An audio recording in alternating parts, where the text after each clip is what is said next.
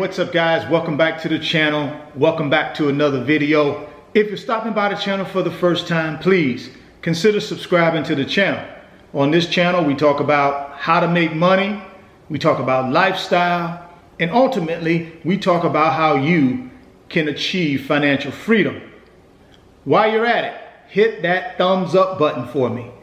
It helps the channel by allowing YouTube to spread the video and this channel to more people. Velocity banking is simply a concept to pay your home mortgage off faster than you normally would by just making your normal monthly payment.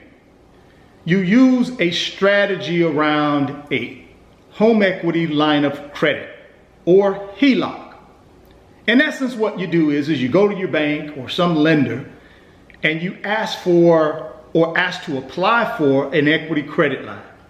Now, with an equity credit line, most lenders will allow you to borrow up to 90% of the value of your home minus your first mortgage. For instance, if I have a home that's valued at $125,000 and my first mortgage is $100,000, then if my property appraises for $125,000 and I can get 90% of that value, that would give me a possible equity position of $112,500. I already owe $100,000 on my first mortgage, so then my equity line, or my second mortgage home equity line of credit, would be for $12,500. So that would be my equity line that I would put in place. And then I would start using this velocity banking strategy. How does that work? Well, I would basically take my $12,500 equity credit line, and that would become my primary account that all of my income would come into, and I would pay all of my expenses out of that HELOC. Same way you would use a standard bank checking account. But here's where the concept of velocity banking comes into play. You would take the $6,000 and you would apply that directly as a principal payment to your mortgage, your first mortgage. Remember, I have a $100,000 first mortgage. I would take $6,000 from the equity line and I would make a principal reduction payment, which would bring my mortgage balance on my loan, my first mortgage, down to $94,000. Now, how do I repay the HELOC and be able to do this all over again? Well, that would then come down to my income. And let's use this for example. I have $5,000 in income that's coming in every month from my primary job or my business. My expenses are $4,000 a month, including my mortgage payment for my first mortgage. So at the end of the month, I technically have $1,000 in excess cash flow left over. I would take that $1,000 a month and I would pay down my HELOC every single month. Remember, I took the $6,000 from my HELOC and I applied it to my first mortgage loan to bring my mortgage balance from 100 down to 94. But now I got to pay the HELOC back. Typically with the HELOC, you're going to have an interest due because you're going to have an interest rate attached to that HELOC that the bank is going to charge you in order to give you access to this $12,500. And in most cases, that's a variable interest rate. It can be anywhere from prime plus 0 to prime plus 3 or higher. Right now, the prime rate is 3%. So let's say, for example, my lender decided to give me prime plus 2%. So my rate would be a variable rate, and all that means is the rate can go up and down based on the prime rate. My variable rate is 5%. So prime plus 2. So each month, the only thing I'm responsible for is to repay the interest on that HELOC. But I'm not going to just pay the interest. I'm going to pay the interest plus the $1,000 that I have left over in cash flow. Remember I talked about I got $5,000 coming in, I got $4,000 going out to pay my expenses, so that leaves me $1,000 left over at the end of the month. I'm going to take that $1,000 for the next 6 months. I'm going to pay down my HELOC by $1,000 each month, plus the interest. So at the end of that 6 months, two things happen. I've already paid $6,000 principal reduction on my first mortgage, and I've also paid off the HELOC to zero again. The next step would be, according to Velocity Banking, is you would take another $6,000 from the HELOC and you would apply that to your first mortgage again. Now you take your first mortgage balance from $94,000 down to $88,000, and then you do the process all over again. You take your $3,000 a month for the next 6 months, you pay that HELOC down until you get to zero again, and you just repeat that process until you pay your mortgage off. Based on my research and what I know about Velocity Banking, that's the concept.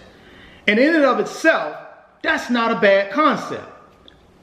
The question I have in trying to determine if that would work for me is, do I want to take my $1,000 a month in free cash flow and pay down my mortgage? And in most cases, my mortgages is probably going to be a 3.5% interest rate. So a low 30-year fixed rate mortgage.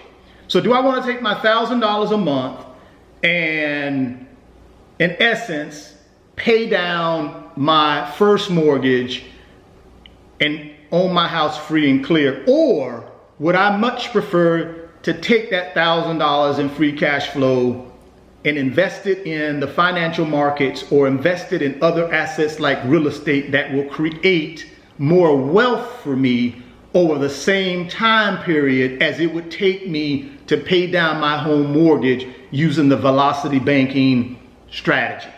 So that's the question that I would have to answer for myself. And for me, guys, it's an easy question to answer. I would take the $3,000 and invest it in other assets that would give me a higher rate of return than what I'm paying on my fixed rate 30-year mortgage, which is 3.5%. I believe I can take that $1,000 and go out into the marketplace and invest it for the same period of time as it would take me to pay down this mortgage using this Velocity Banking concept.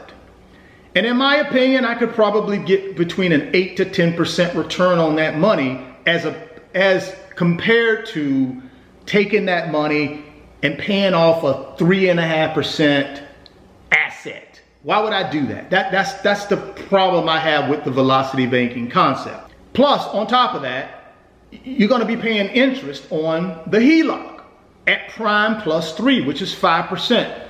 Although you do pay the mortgage off quicker using that principal reduction HELOC strategy, you still are going to pay interest on the HELOC while you do it.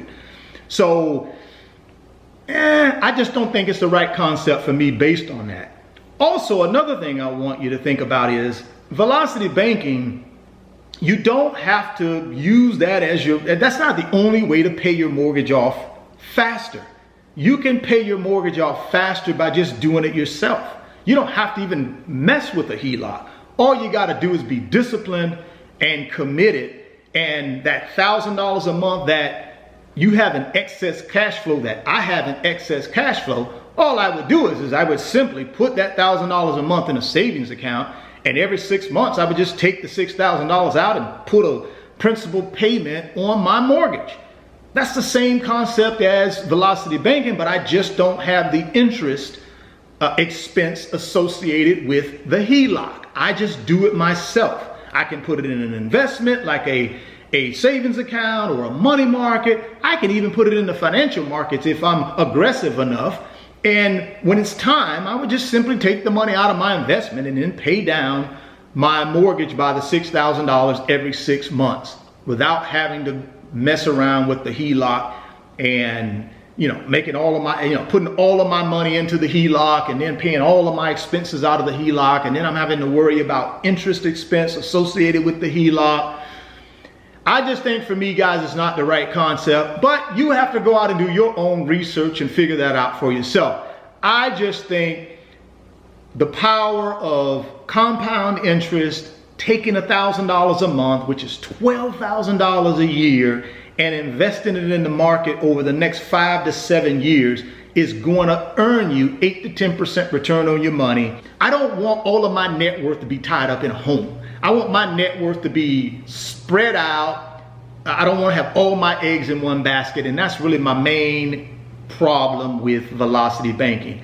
It forces people, not forces people, that's the wrong word, but it requires you to funnel all your free cash flow into paying off a mortgage. And now, if that's your ultimate goal, that's your financial freedom goal, then do that.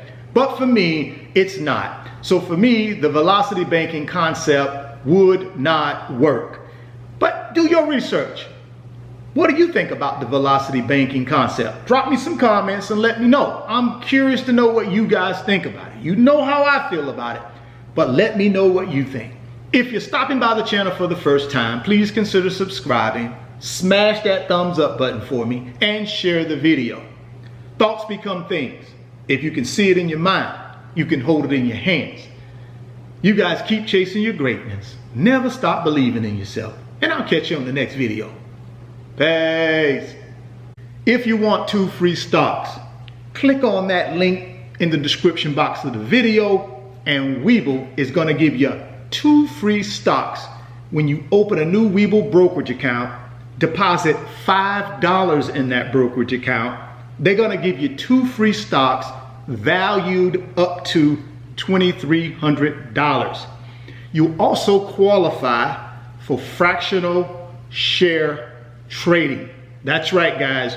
Webull is now offering fractional share trading with little as $5 in your account. Today's video is sponsored by my company, RF Financial Consulting. And in my company, I work with individuals just like you through financial mentoring and coaching sessions. And in those 1-hour sessions, we talk about strategies to help you get to your financial freedom, whether it be through real estate investing, stock market investing, creating additional streams of income, credit card arbitrage, or starting and growing a business. If that's something that you might be interested in, there's an email address in the description box of the video. Send me an email and let's discuss if I'm the right fit for you.